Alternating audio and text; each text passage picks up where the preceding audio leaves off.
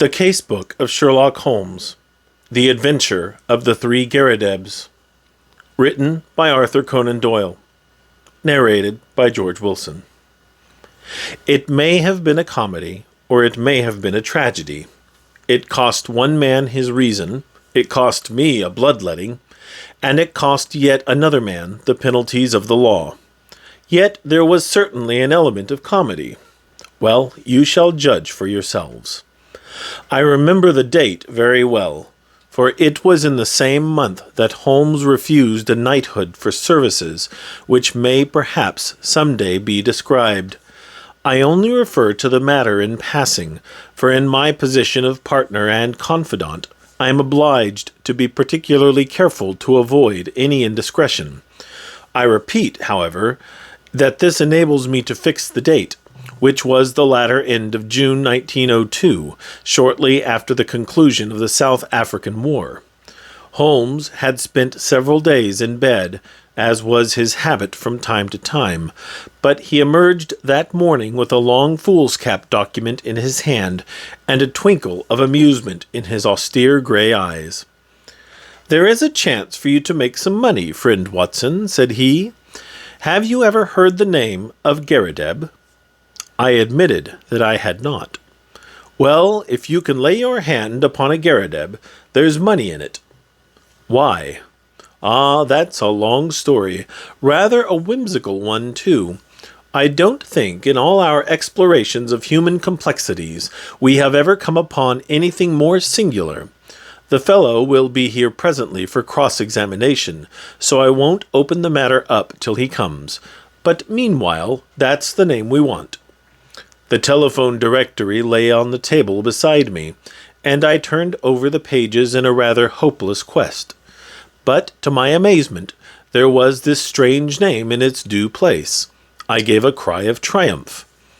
"Here you are, Holmes. Here it is." Holmes took the book from my hand.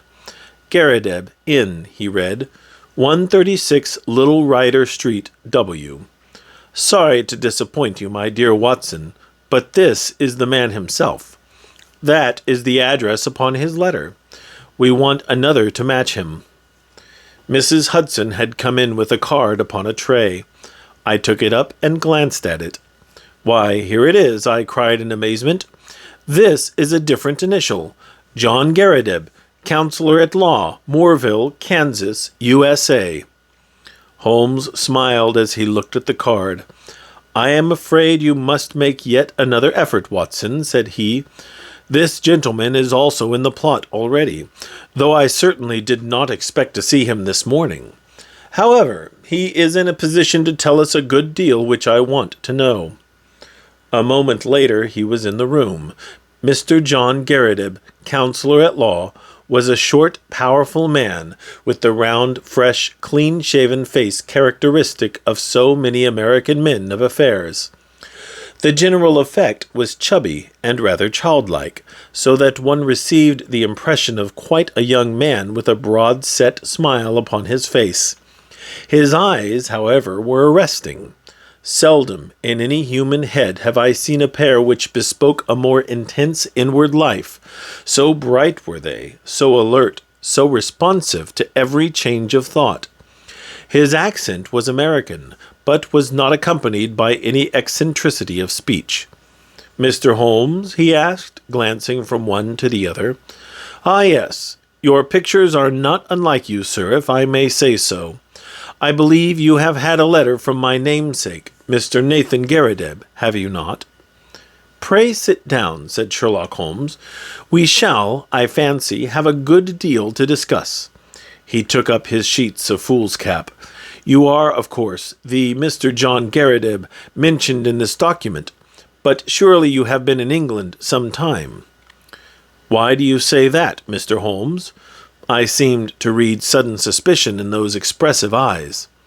"Your whole outfit is English." Mr. Garrideb forced a laugh. "I've read of your tricks, Mr. Holmes, but I never thought I would be the subject of them. Where do you read that? The shoulder cut of your coat, the toes of your boots? Could anyone doubt it?" "Well, well, I had no idea I was so obvious a Britisher. But business brought me over here some time ago, and so, as you say, my outfit is nearly all London. However, I guess your time is of value, and we did not meet to talk about the cut of my socks. What about getting down to that paper you hold in your hand?" Holmes had in some way ruffled our visitor, whose chubby face had assumed a far less amiable expression. "Patience, patience, Mr. Garrideb," said my friend in a soothing voice. "Dr. Watson would tell you that these little digressions of mine sometimes prove in the end to have some bearing on the matter. But why did Mr. Nathan Garrideb not come with you?" "Why did he ever drag you into it at all?" asked our visitor with a sudden outflame of anger. "What in thunder had you to do with it? Here was a bit of professional business between two gentlemen, and one of them must needs call in a detective. I saw him this morning, and he told me this fool trick he had played me, and that's why I am here. But I feel bad about it all the same." "There was no reflection upon you, Mr. Garrideb. It was simply zeal upon his part to gain your end. An end which is, I understand, equally vital for both of you. He knew that I had means of getting information, and therefore it was very natural that he should apply to me." Our visitor's angry face gradually cleared. "Well, that puts it different," said he. "When I went to see him this morning, and he told me he had sent to a detective, I just asked for your address and came right away. I don't want police butting into a private matter. But if you are content just to help us find the man, there can be no harm in that." "Well, that is just how it stands," said Holmes. "And now, sir, since you are here, we had best have a clear account from your own lips. My friend here knows nothing of the details." Mr. Garrideb surveyed me with not too friendly a gaze. "Need he know?" he asked. "We usually work together." "Well, there's no reason it should be kept a secret. I'll give you the facts as short as I can make them. If you came from Kansas, I would not need to explain to you who Alexander Hamilton Garrideb was. He made his money in real estate, and afterwards in the wheat pit at Chicago, but he spent it in buying up as much land as would make one of your counties, lying along the Arkansas River, west of Fort Dodge.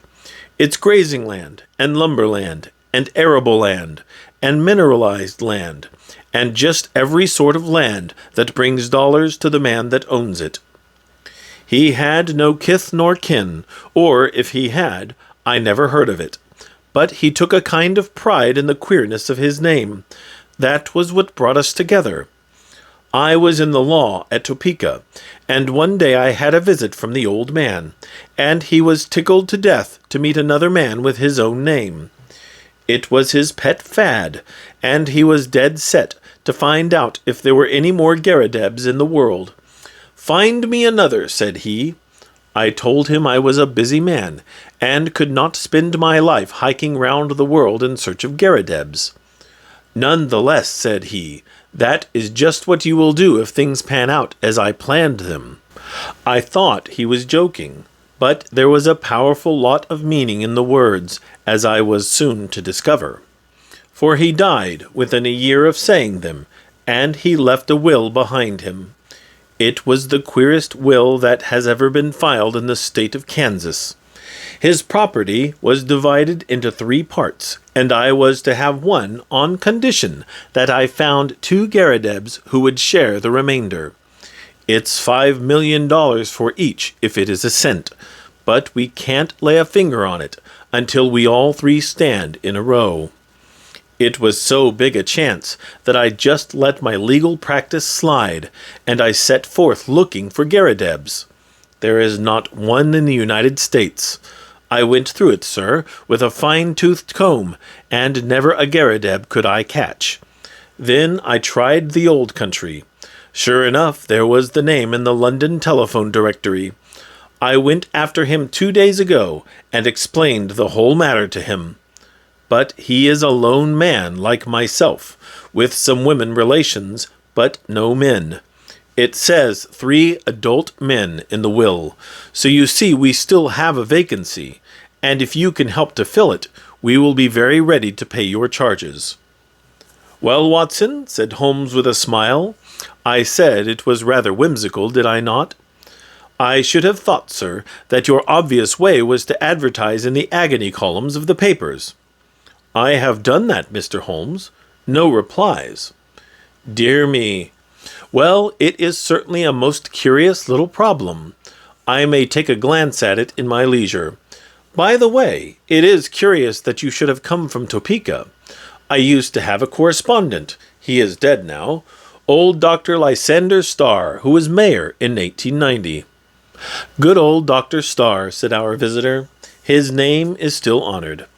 Well, Mr. Holmes, I suppose all we can do is to report to you and let you know how we progress. I reckon you will hear within a day or two." With this assurance, our American bowed and departed. Holmes had lit his pipe, and he sat for some time with a curious smile upon his face. "Well?" I asked at last. "I am wondering, Watson. Just wondering." "At what?" Holmes took his pipe from his lips. "I was wondering, Watson, what on earth could be the object of this man in telling us such a rigmarole of lies. I nearly asked him so, for there are times when a brutal frontal attack is the best policy, but I judged it better to let him think he had fooled us. Here is a man with an English coat frayed at the elbow and trousers bagged at the knee with a year's wear, and yet by this document, and by his own account, he is a provincial American lately landed in London. There have been no advertisements in the agony columns. You know that I miss nothing there. They are my favorite covert for putting up a bird, and I would never have overlooked such a cock pheasant as that. I never knew a Dr. Lysander Starr of Topeka. Touch him where you would, he was false.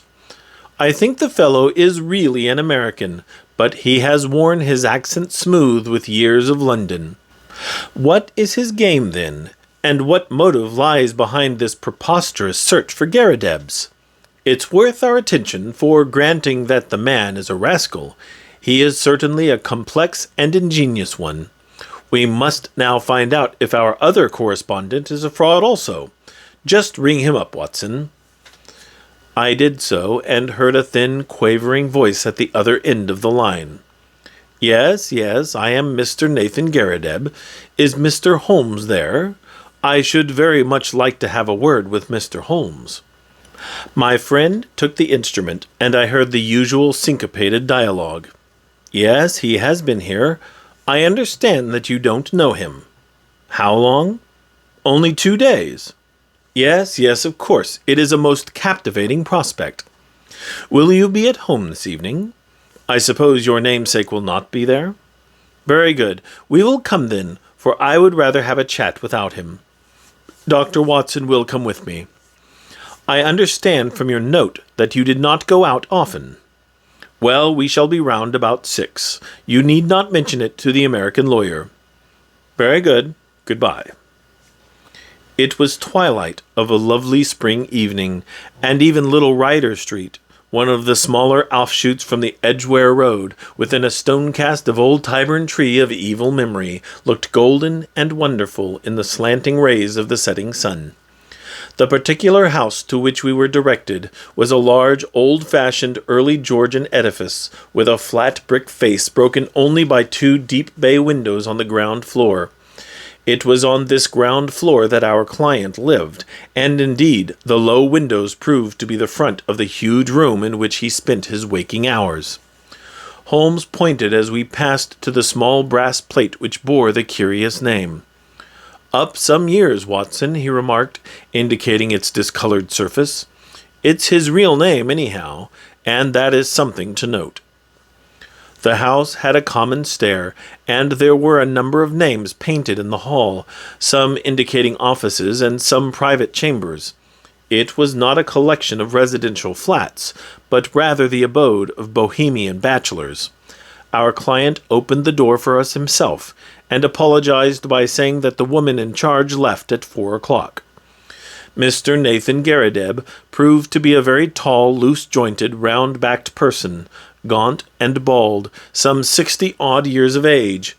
He had a cadaverous face, with the dull, dead skin of a man to whom exercise was unknown.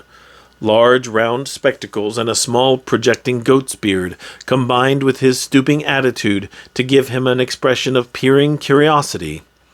The general effect, however, was amiable, though eccentric. The room was as curious as its occupant. It looked like a small museum. It was both broad and deep, with cupboards and cabinets all round, crowded with specimens, geological and anatomical. Cases of butterflies and moths flanked each side of the entrance. A large table in the center was littered with all sorts of debris, while the tall brass tube of a powerful microscope bristled up among them. As I glanced round, I was surprised at the universality of the man's interests. Here was a case of ancient coins. There was a cabinet of flint instruments. Behind his central table was a large cupboard of fossil bones. Above was a line of plaster skulls with such names as Neanderthal, Heidelberg, Cro-Magnon printed beneath them. It was clear that he was a student of many subjects. As he stood in front of us now, he held a piece of chamois leather in his right hand, with which he was polishing a coin. Syracusan, of the best period, he explained, holding it up. They degenerated greatly towards the end. At their best, I hold them supreme, though some prefer the Alexandrian school. You will find a chair here, Mr. Holmes. Pray, allow me to clear these bones. And you, sir, yes, Dr. Watson, if you would have the goodness to put the Japanese vase to one side.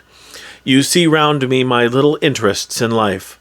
My doctor lectures me about never going out, but why should I go out when I have so much to hold me here? I can assure you that the adequate cataloguing of one of those cabinets would take me 3 good months. Holmes looked round him with curiosity.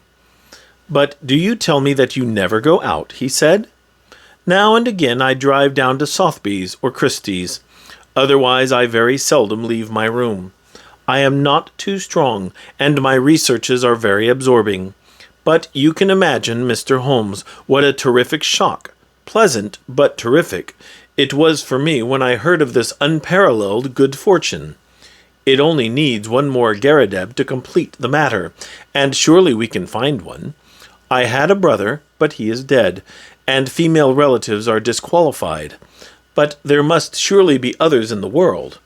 I had heard that you handled strange cases, and that was why I sent to you. Of course, this American gentleman is quite right, and I should have taken his advice first, but I acted for the best.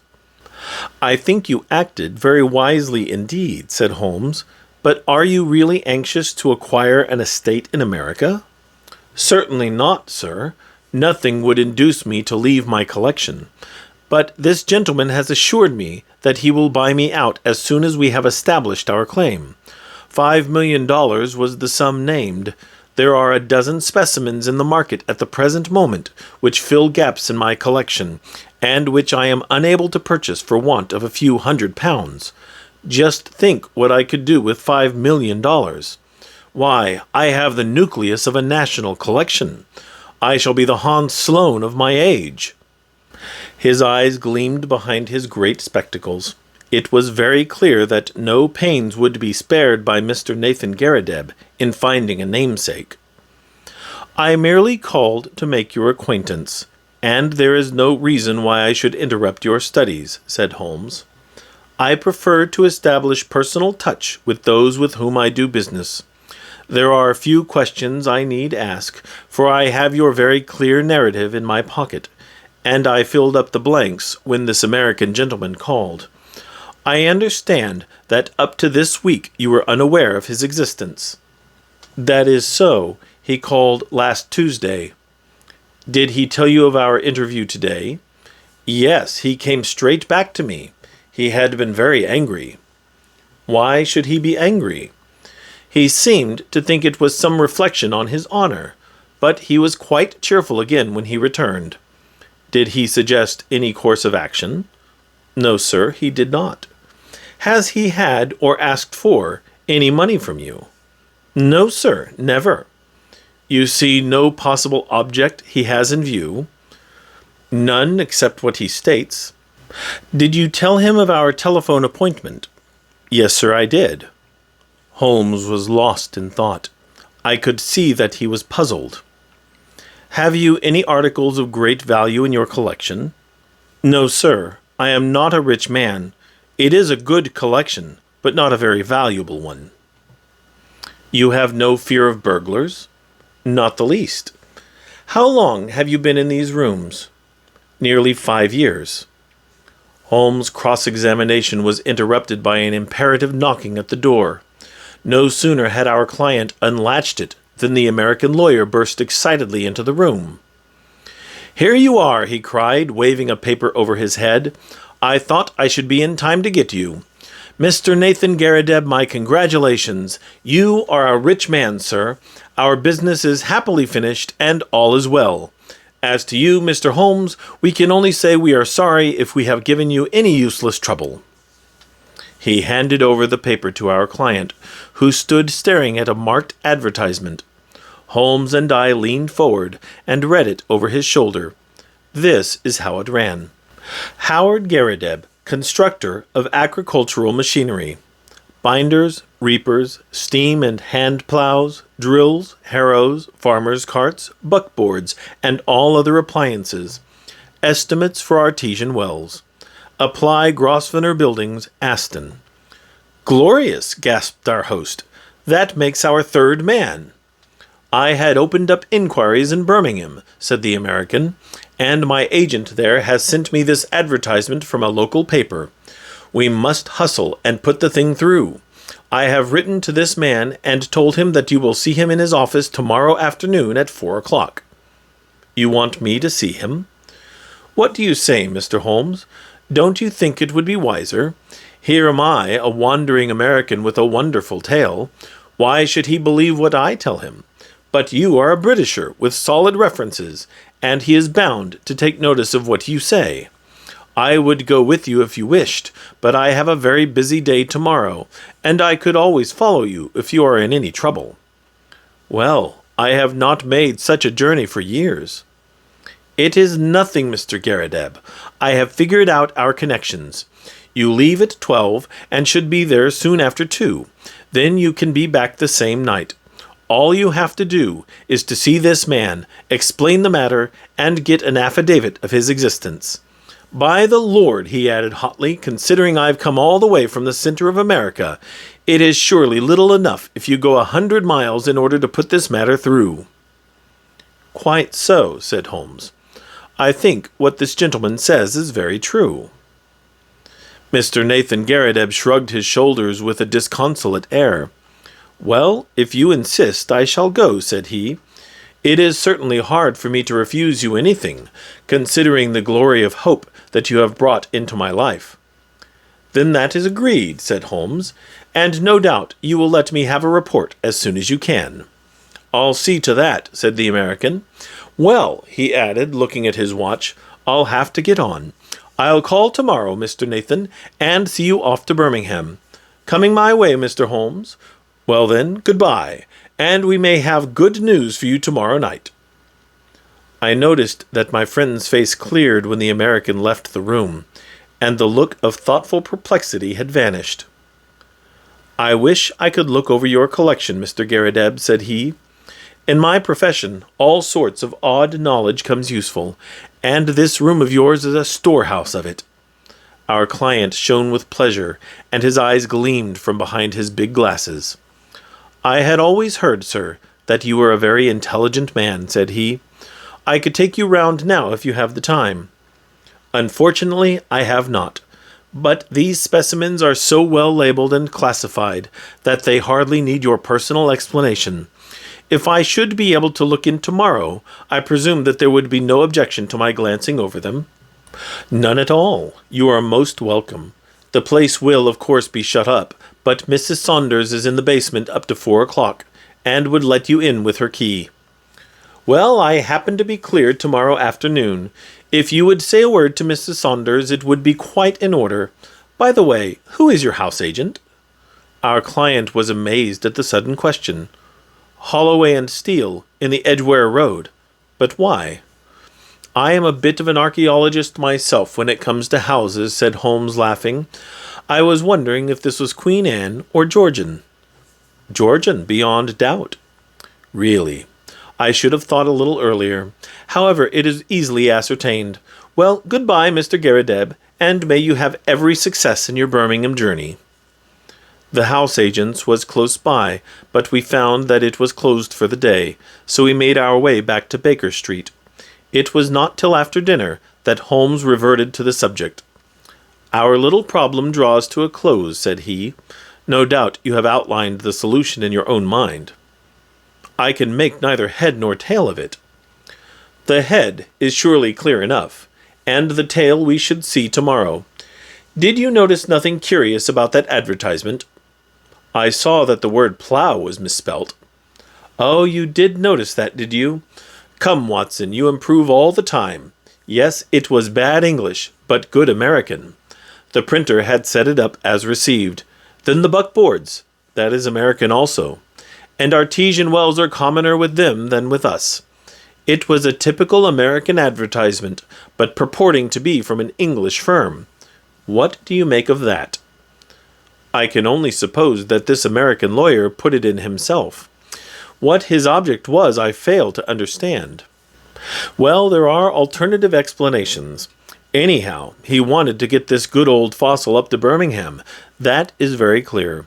I might have told him that he was clearly going on a wild goose chase, but on second thoughts, it seemed better to clear the stage by letting him go. Tomorrow, Watson. Well, tomorrow will speak for itself." Holmes was up and out early. When he returned at lunchtime, I noticed that his face was very grave. "This is a more serious matter than I had expected, Watson," said he. "It is fair to tell you so, though I know it will be only an additional reason to you for running your head into danger. I should know my Watson by now. But there is danger, and you should know it." "Well, it is not the first we have shared, Holmes. I hope it may not be the last. What is the particular danger this time?" "We are up against a very hard case. I have identified Mr. John Garrideb, counselor at law. He is none other than Killer Evans, of sinister and murderous reputation." "I fear I am none the wiser." "Ah, it is not part of your profession to carry about a portable Newgate calendar in your memory. I have been down to see friend Lestrade at the Yard. There may be an occasional want of imaginative intuition down there, but they lead the world for thoroughness and method. I had an idea that we might get on the track of our American friend in their records. Sure enough, I found his chubby face smiling up at me from the Rogues' Portrait Gallery. James Winter, alias Moorcroft, alias Killer Evans, was the inscription below. Holmes drew an envelope from his pocket. I scribbled down a few points from his dossier. Aged 44, native of Chicago, known to have shot 3 men in the States, escaped from penitentiary through political influence, came to London in 1893, shot a man over cards in a nightclub in Waterloo Road in January 1895. Man died, but he was shown to have been the aggressor in the row. Dead man was identified as Roger Prescott, famous as forger and coiner in Chicago. Killer Evans, released in 1901, has been under police supervision since, but so far as known has led an honest life. Very dangerous man, usually carries arms and is prepared to use them. That is our bird, Watson. A sporting bird, as you must admit. But what is his game? Well, it begins to define itself. I have been to the house agents. Our client, as he told us, has been there 5 years. It was unlet for a year before then. The previous tenant was a gentleman at large named Waldron. Waldron's appearance was well remembered at the office. He had suddenly vanished, and nothing more been heard of him. He was a tall, bearded man with very dark features. Now Prescott, the man whom Killer Evans had shot, was, according to Scotland Yard, a tall, dark man with a beard. As a working hypothesis, I think we may take it that Prescott, the American criminal, used to live in the very room which our innocent friend now devotes to his museum. So at last we get a link, you see. And the next link? Well, we must go now and look for that. He took a revolver from the drawer and handed it to me. I have my old favorite with me. If our Wild West friend tries to live up to his nickname, we must be ready for him. I'll give you an hour for a siesta, Watson, and then I think it will be time for our Ryder Street adventure. It was just 4 o'clock when we reached the curious apartment of Nathan Garrideb. Mrs. Saunders, the caretaker, was about to leave, but she had no hesitation in admitting us, for the door shut with a spring lock, and Holmes promised to see that all was safe before we left. Shortly afterwards the outer door closed, her bonnet passed the bow window, and we knew that we were alone in the lower floor of the house. Holmes made a rapid examination of the premises. There was one cupboard in a dark corner which stood out a little from the wall. It was behind this that we eventually crouched, while Holmes in a whisper outlined his intentions. He wanted to get our amiable friend out of his room, that is very clear, and as the collector never went out, it took some planning to do it. The whole of this Garrideb invention was apparently for no other end. I must say, Watson, that there is a certain devilish ingenuity about it, even if the queer name of the tenant did give him an opening which he could hardly have expected. He wove his plot with remarkable cunning. But what did he want? Well, that is what we are here to find out. It has nothing whatever to do with our client, so far as I can read the situation. It is something connected with the man he murdered, the man who may have been his confederate in crime. There is some guilty secret in the room. That is how I read it. At first I thought our friend might have something in his collection more valuable than he knew, something worth the attention of a big criminal. But the fact that Roger Prescott of evil memory inhabited these rooms points to some deeper reason. Well, Watson, we can but possess our souls in patience, and see what the hour may bring. That hour was not long in striking. We crouched closer in the shadow as we heard the outer door open and shut. Then came the sharp metallic snap of a key, and the American was in the room. He closed the door softly behind him, took a sharp glance around him to see that all was safe, threw off his overcoat, and walked up to the central table with the brisk manner of one who knows exactly what he has to do and how to do it. He pushed the table to one side, tore up the square of carpet on which it rested, rolled it completely back, and then, drawing a jemmy from his inside pocket, he knelt down and worked vigorously upon the floor. Presently we heard the sound of sliding boards, and an instant later a square had opened in the planks. Killer Evans struck a match, lit a stump of candle, and vanished from our view. Clearly our moment had come. Holmes touched my wrist as a signal, and together we stole across to the open trap door. Gently as we moved, however, the old floor must have creaked under our feet, for the head of our American, peering anxiously round, emerged suddenly from the open space. His face turned upon us with a glare of baffled rage, which gradually softened into a rather shamefaced grin, as he realized that 2 pistols were pointed at his head. "Well, well," said he coolly as he scrambled to the surface.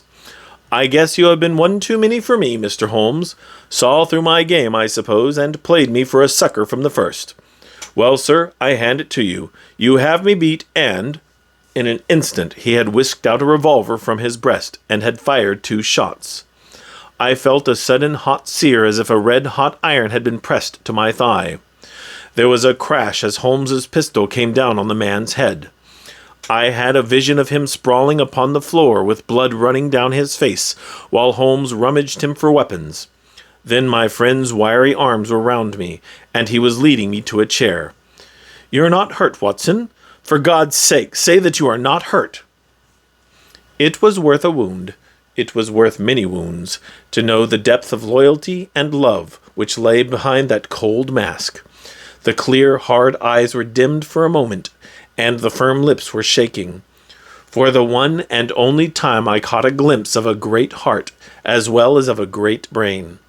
All my years of humble but single-minded service culminated in that moment of revelation. It's nothing, Holmes. It's a mere scratch. He had ripped up my trousers with his pocket-knife. You are right, he cried with an immense sigh of relief. It is quite superficial. His face set like flint as he glared at our prisoner, who was sitting up with a dazed face. By the Lord, it is as well for you. If you had killed Watson, you would not have got out of this room alive. Now, sir, what have you to say for yourself? He had nothing to say for himself. He only sat and scowled. I leaned on Holmes's arm, and together we looked down into the small cellar which had been disclosed by the secret flap. It was still illuminated by the candle which Evans had taken down with him.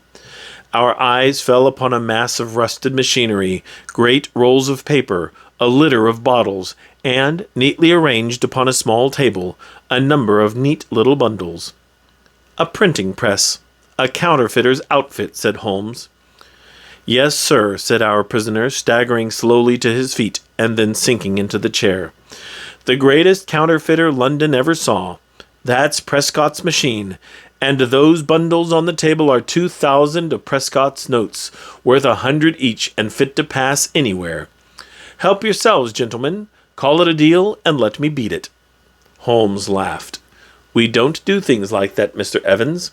There is no bolt-hole for you in this country. You shot this man Prescott, did you not? Yes, sir, and got 5 years for it, though it was he who pulled on me. 5 years, when I should have had a medal the size of a soup plate. No living man could tell a Prescott from a Bank of England, and if I hadn't put him out, he would have flooded London with them. I was the only one in the world who knew where he made them. Can you wonder that I wanted to get to the place? And can you wonder that when I found this crazy boob of a bug hunter with the queer name squatting right on the top of it, and never quitting his room, I had to do the best I could to shift him? Maybe I would have been wiser if I had put him away. It would have been easy enough, but I'm a soft-hearted guy that can't begin shooting, unless the other man has a gun also. But say, Mr. Holmes, what have I done wrong, anyhow? I've not used this plant. I've not hurt this old stiff. Where do you get me? Only attempted murder, so far as I can see, said Holmes. But that's not our job. They take that at the next stage. What we wanted at present was just your sweet self. Please give the Yard a call, Watson. It won't be entirely unexpected. So those were the facts about Killer Evans and his remarkable invention of the 3 Garridebs. We heard later that our poor old friend never got over the shock of his dissipated dreams. When his castle in the air fell down, it buried him beneath the ruins. He was last heard of at a nursing home in Brixton. It was a glad day at the Yard when the Prescott outfit was discovered, for though they knew that it existed, they had never been able, after the death of the man, to find out where it was. Evans had indeed done great service, and caused several worthy C.I.D. men to sleep the sounder, for the counterfeiter stands in a class by himself as a public danger. They would willingly have subscribed to that soup plate medal of which the criminal had spoken, but an unappreciative bench took a less favorable view, and the killer returned to those shades from which he had just emerged. This has been the Casebook of Sherlock Holmes, The Adventure of the 3 Garridebs, written by Arthur Conan Doyle, narrated by George Willson. Copyright 1924. Production copyright 2024 by George Willson.